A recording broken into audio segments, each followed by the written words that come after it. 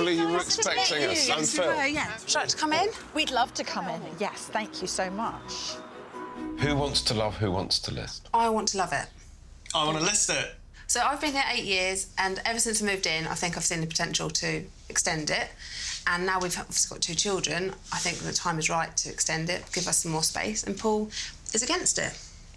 I've fallen out of love with the property. Paul, what's changed for you? Obviously, the space is a major thing. We're all on top of each other. The playroom is cold 9 months of the year. It's relatively noisy here with buses going past. George's bedroom upstairs is a box room, and it's, you know, she's going to get bigger, and it's just not going to be practical for her. Even if you made it better and bigger, do you genuinely, in your heart of hearts, see it as a long-term home? While the children are growing up, definitely, and while we need the parents around us for childcare, yeah, I can see myself here for the foreseeable future. I think I'm going to have to go against my usual instincts and convince them to spend big. I'm nervous. Don't be nervous. Beginning downstairs, my plan means the cold conservatory playroom must go, and in its place, the existing kitchen diner extends to the side, making it more than 50% bigger. Next, the garage becomes a new warm playroom, helping keep toys out of the lounge, and with a handy walk-through utility leading to the kitchen, traffic through the living room will be reduced and help negate the need for a costly, bigger hallway.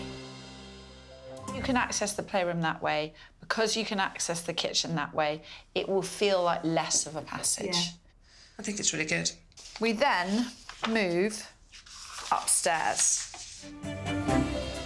By adding a first floor extension over the garage, the box room can be knocked through to create a luxurious new main bedroom with walk-in dressing room and ensuite. Georgia can then move into one of the bigger existing bedrooms. And finally, an additional 4th room for guests could go on top of the extended kitchen. Oh, wow. I'm speechless, really.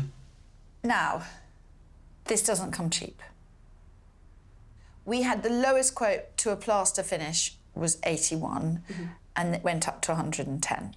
It's a lot of money. You're going quiet. It's a lot of money. It's a lot of money. The upstairs, I'm quite impressed with that plan. It's kind of blown me away a little bit. It is worth it, because I think this would be really nice. I think it's good. There's definitely a lot to think about. It's been 15 months since we first met Sophie and Paul, but now it's time for them to finally make a decision, and Phil and I are back in Aylesbury. Hello. Hello, good morning. Hi. When we were first here, this family of 4 had completely outgrown this house that was once Paul's bachelor pad, and the cold, cluttered toy room was a complete waste of space. But now, in its place, they have a fabulous modern kitchen diner with enough room for them and their extended family to enjoy. Out in the previously awkward hallway, the loo has been taken away to create a grander entrance, and they've decided to give the downstairs a facelift. Oh, my giddy aunt. It's vast. Bigger than we expected it to be, but it works with the kids running in and out. Yeah, it does work, yeah. Yeah. How does it work living in it? It's good, isn't it? It's much better. Yeah, it's definitely not a bachelor pad now. It definitely is not, no. It is looking really, really good. The living room hasn't changed at all, has it? No. So that's still a corridor.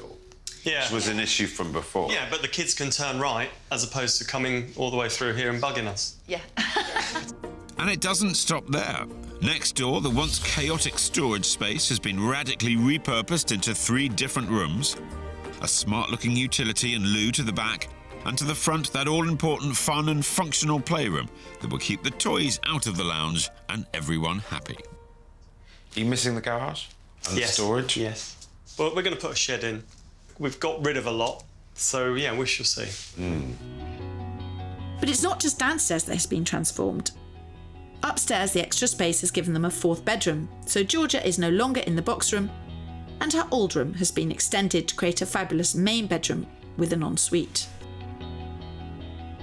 Oh, it's worked really well. That's a lot of storage. It is, and that's the old wardrobe that we had in our old room, but it had sliding doors on, so we sold the doors on... Really? Yeah, online, and then got new doors and put it all in. Those look really smart. Yeah, it's nice, isn't it? Oh, Oh, that is smart. It's nice, isn't it? That looks like a real hotel bathroom. That's the look I was going for. I love the black trim. Overall, they've spent around £84,000, not including furnishings, and the property value has increased by almost £150,000. There are versions of this house all around the country. So many people are going to be completely inspired by what you've done. It's given you much more space than the actual square foot that it's given Agreed. you. Yeah. Which is weird, isn't Yeah, it? no, I know exactly what you mean. It makes everything else more usable. Yeah, it makes Better. everything else Without- feel bigger. yeah. I would recommend it to anybody. Yeah. Anybody with this type of house, if you've got the funds available, do this.